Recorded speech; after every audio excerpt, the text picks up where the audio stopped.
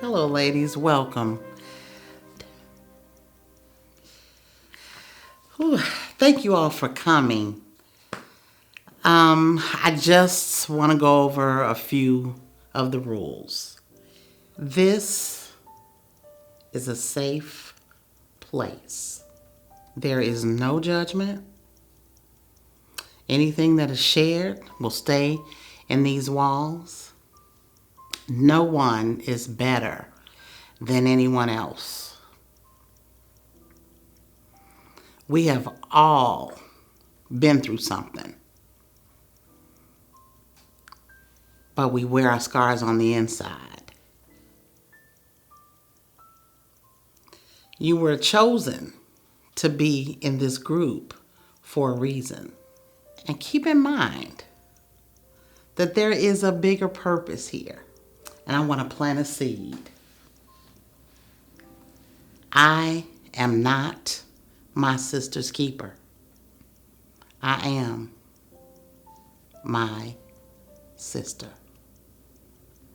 Okay, I'd like to go around the room, have everyone to give their name and a dominant characteristic.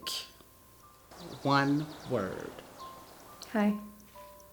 My name is Shannon, and my word would be calm.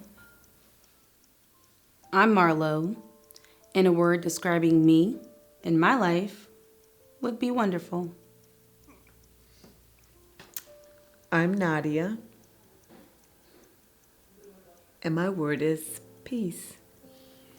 Hi, I'm Corinne, and mine is okay. Good job, everyone. I'm Paula, and my word is patience. Okay, so let's get started. Shannon, would you like to share your story with us? I have trust and abandonment issues.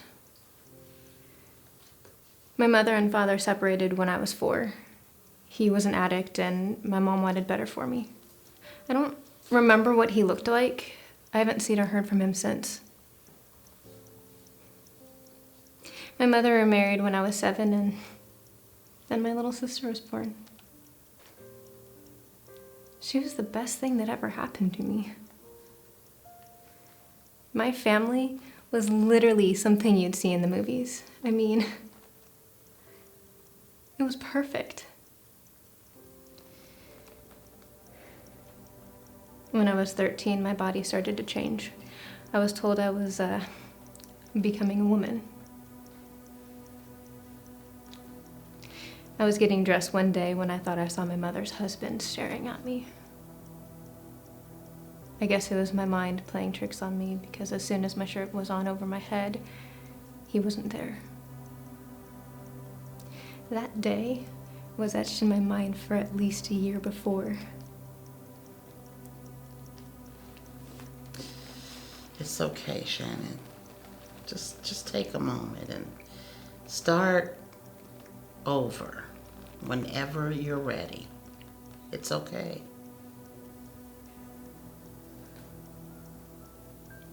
Before he touched me, I didn't know what was going on or why, but I remember telling my mom that day.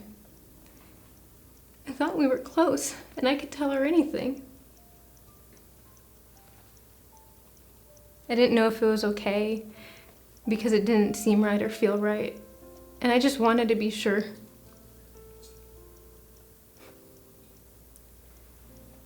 She didn't answer me that day. She just walked away from me and slammed her bedroom door. I could hear her and that man arguing. Shortly after, she grabbed me by the hand and threw me in the car. He came out with a suitcase, put it in the back seat, and walked back into the house without saying a word.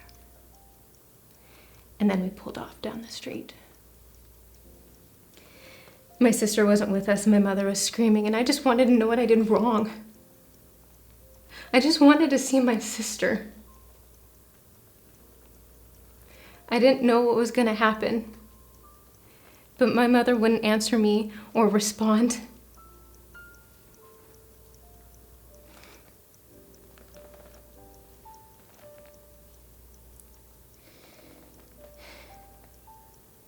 I was taken to foster care that day. No one would listen to me or ask me what happened. They just put me in the system. Over the years, I've had so many random men and women take me in just for a check. I've been molested and raped.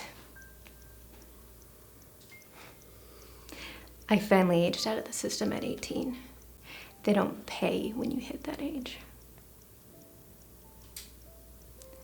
For the next few years, I was homeless and fending for myself. Since I was on the streets, I had to grow up quickly.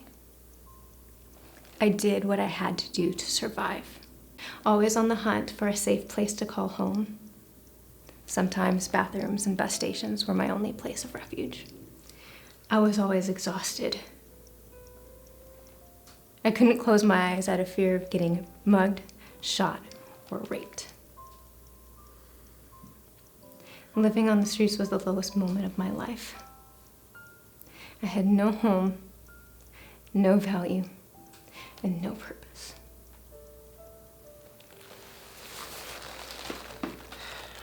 Thank you for trusting us with your story, Shannon. Thank you.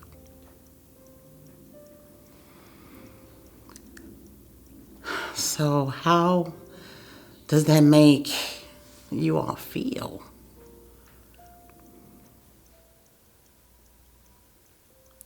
It makes me sad and angry.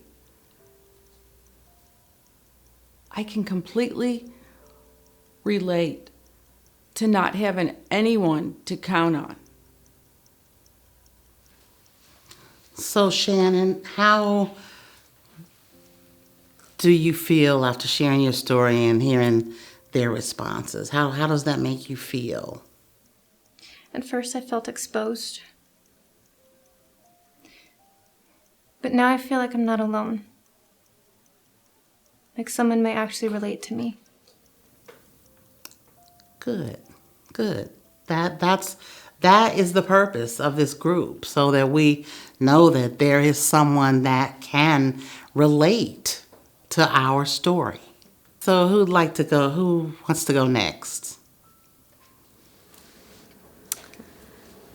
I'm a widow, and I don't know how to feel.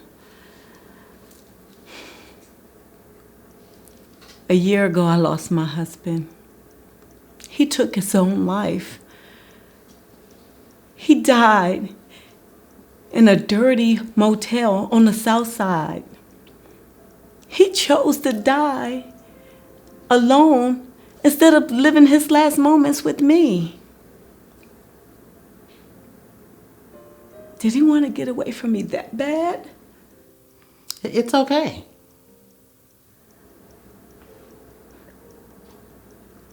I replay our last few months together over and over in my head, trying to figure out what I missed. I feel guilty, confused, numb. I have so many questions. I thought we were happy. Were we happy?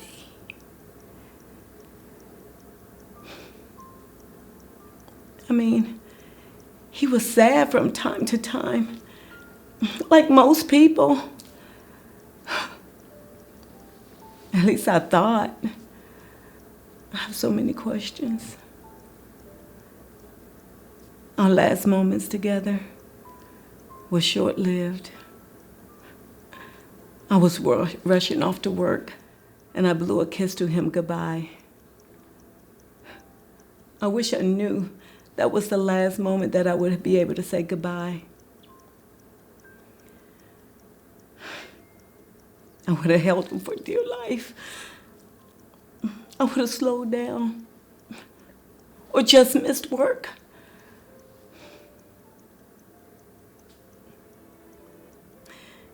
Everyday people tell me time will heal. How do they know that? Like, truly, how do they know time will heal? I'm exhausted. I'm tired of walking around smiling like everything is okay. All I want to do is just scream, why, God? Why? How can I move on? How can I move on today? How can I move on with my life? My life as I knew it ended. I miss him so much. It hurts. Everyone keeps telling me time will heal. How do I know that? Like, how do they know? I keep waiting, watching the door, expecting him to return.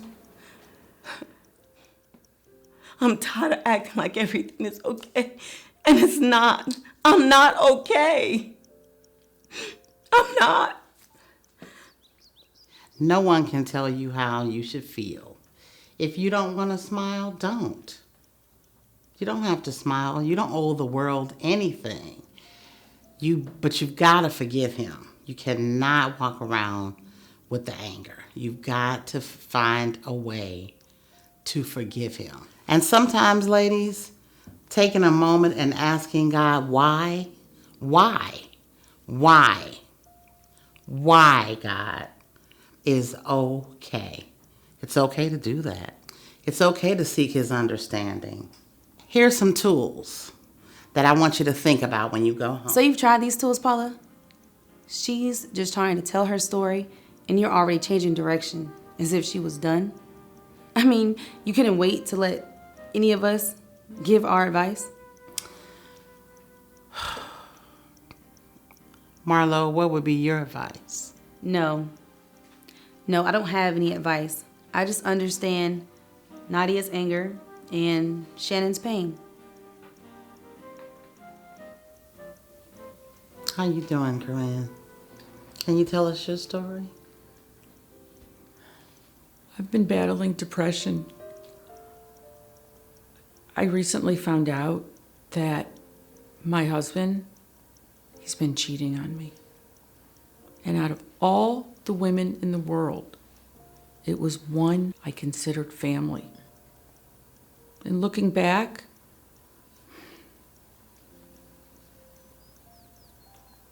I completely understand the pattern. He was never home at night. He started coming home late. He disconnected from the family, from me. I actually feel like a fool for thinking that he was actually working late hours. I just trusted him.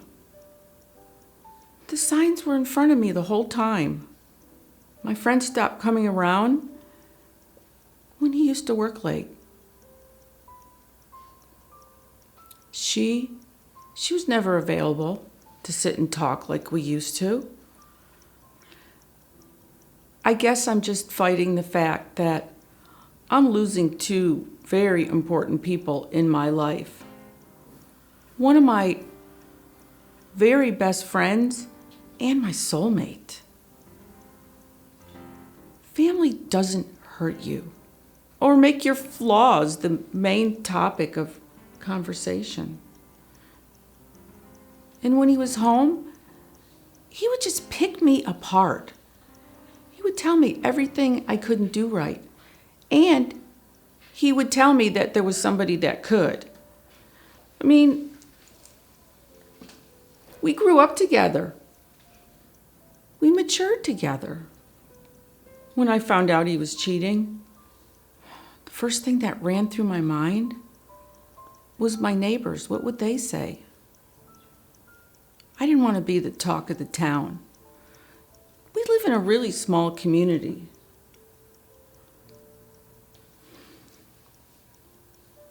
I just knew they would be talking.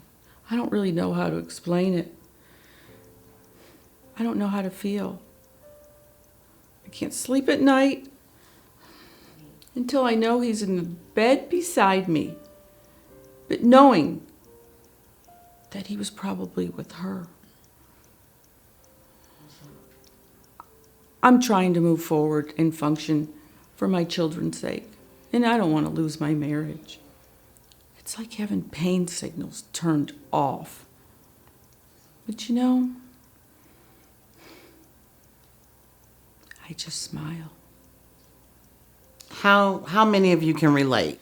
We all have something in common, which is why we're all here in this group together.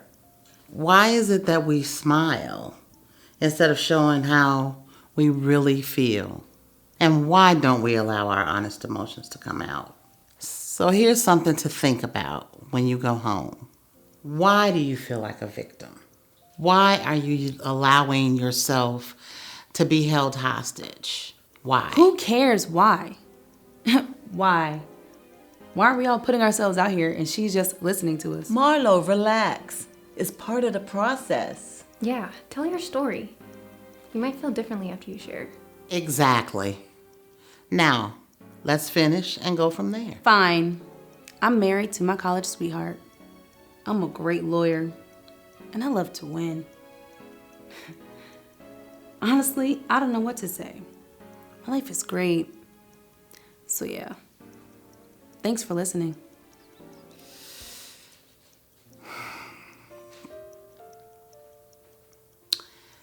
So, Marlo, you signed up for this. Okay?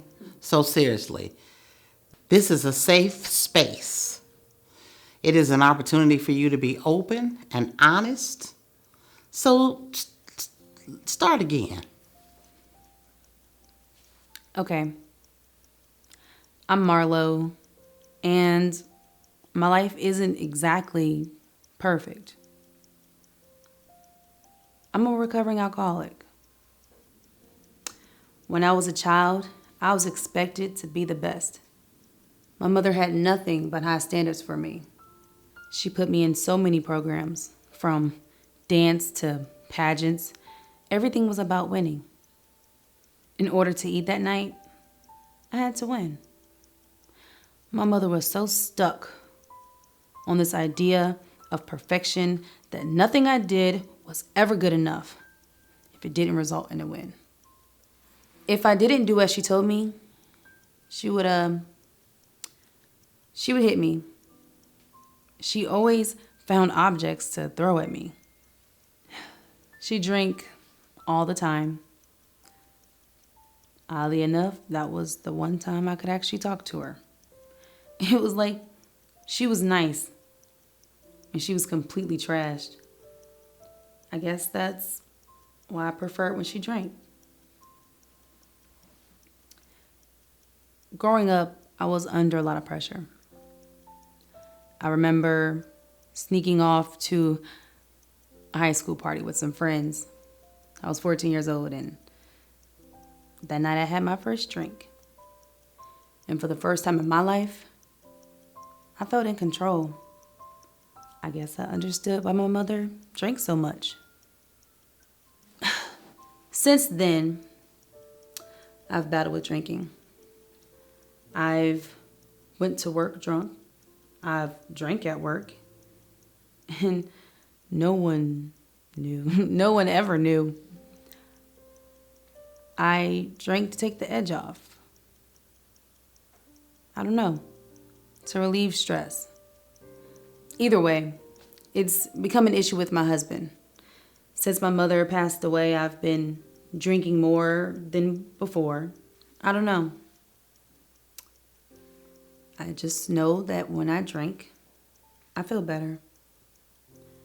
And when I don't drink, I don't feel anything at all.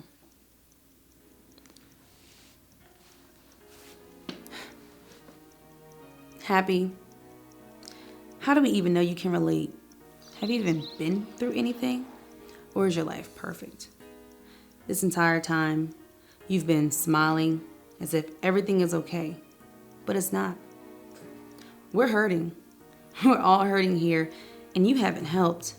Like this whole group session, it hasn't helped.